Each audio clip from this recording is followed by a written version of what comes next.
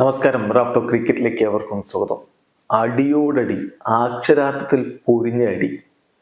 തങ്ങളുടെ പ്രതാപകാലത്തെ ഓർമ്മിപ്പിക്കുന്ന വിധം ലെജൻഡുമാരങ്ങ് നിറഞ്ഞാടിയപ്പോൾ WCL സെമി ഫൈനൽ മത്സരത്തിൽ ഓസ്ട്രേലിയയെ പഞ്ഞിക്കിട്ട് ഇന്ത്യ ചാമ്പ്യൻസ് ഫൈനലിലേക്ക് കടന്നിരിക്കുന്നു. മത്സരത്തിൽ ആദ്യം ബാറ്റ് ചെയ്ത ഇന്ത്യ നിശ്ചിത 20 ഓവറുകളിൽ 6 വിക്കറ്റിന് 254 റൺസാണ് അടിച്ചു കൂട്ടിയത്. മറുപടി ബാറ്റിംഗിൽ ഓസ്ട്രേലിയക്ക് 168 റൺസ് എടുക്കാൻ മാത്രമേ കഴിഞ്ഞുള്ളൂ. 86 റൺസിന്റെ തകർപ്പൻ ജയവുമായിട്ട് ഇന്ത്യ ചാമ്പ്യൻസ് ഫൈനലിലേക്ക് കടന്നിരിക്കുന്നു.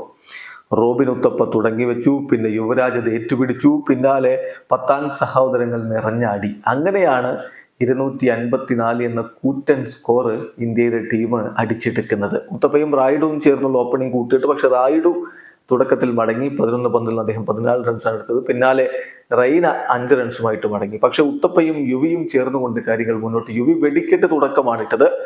പിന്നീട് അദ്ദേഹം 28 പന്തുകൾ നേരിട്ട് 4 4ഉം 5 6ഉം അടക്കം 210.71 സ്ട്രൈക്ക് റേറ്റിൽ 59 റൺസ് കുറിച്ച ശേഷമാണ് മടങ്ങിപ്പോയത്. ഉത്തപ്പയാവട്ടെ 35 പന്തിൽ 6 4ഉം 4 6ഉം അടക്കം 65 റൺസിന്റെ ഒരു കോൺട്രിബ്യൂഷൻ നൽകി. അതേസമയം പത്താൻ സഹോദരങ്ങൾ പിന്നീട് പൊളിച്ചടുക്കി.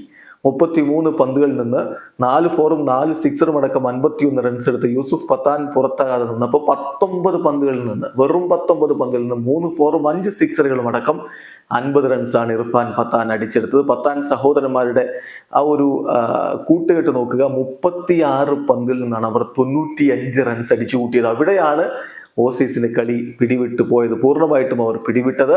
പത്താനും യുവരാജും ചേർന്നുള്ള കൂട്ടുകെട്ട്, അതായത് യൂസുഫ് പത്താനും യുവരാജും ചേർന്നുള്ള കൂട്ടുകെട്ട് 18 പന്തിൽ 54 റൺസ് അടിച്ചപ്പോൾ ഉത്തപ്പയും യുവരാജും ചേർന്നുള്ള കൂട്ടുകെട്ട് 37 പന്തിൽ 47 റൺസാണ് അടിച്ചത്.